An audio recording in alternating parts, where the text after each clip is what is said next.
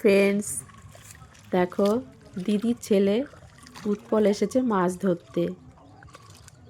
এটা একটা ডোবা টাইপের, পাশেই আছে চূর্ণী নদী। তো জলটা শুকিয়ে গেছে, তো ওরা সব নেমেছে বন্ধুদের সঙ্গে মাছ ধরতে। তো মাছটা ধরার থেকে মজাটা বেশি। তো আমরাও ফ্রেন্ডস চলে এসেছি এটা দেখতে।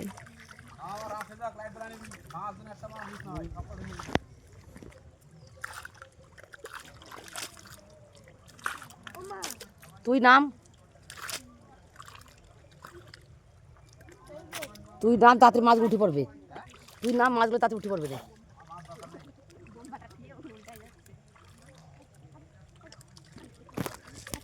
দেখো ফ্রেন্ডস, এখানে শুধু ল্যাঠা মাছ আর খলসে মাছই আছে, তেমন কোনো ভালো মাছ এখানে নেই।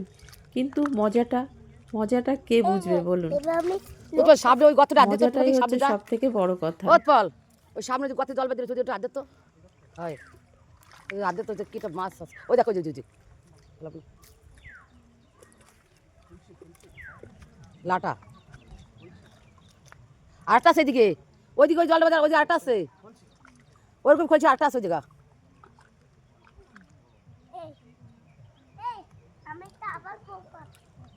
ওই জায়গা আটটা আছে জলটা বাতা দিচ্ছি।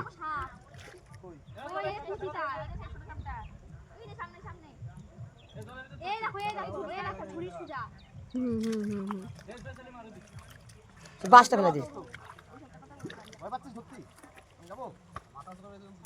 না না সেটা তো উৎপল ধরবি না, না না সাপ ধরবি না।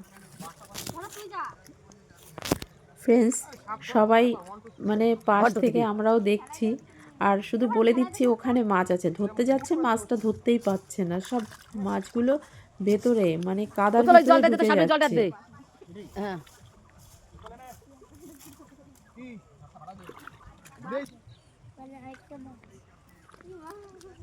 তো দেখো ফ্রেন্ডস, এটা একটা সাপ ছিল যেটা ফেলে দিল।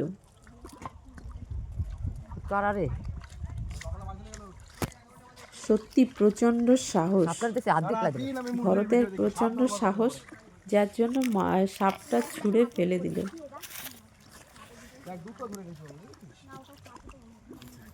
যাবি না, পড়ে যাবি।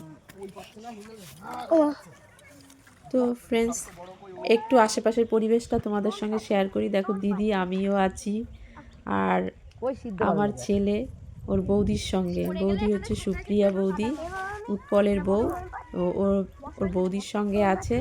তো আশেপাশের পরিবেশটা তোমাদেরকে একটু দেখিয়ে দিলাম। আর এই দেখো ওরা মাছ ধরছে। দেখো মাছ ধরার থেকে মানে খাওয়ার থেকে ধরার আনন্দটাই বেশি। তো টাটা ফ্রেন্ডস।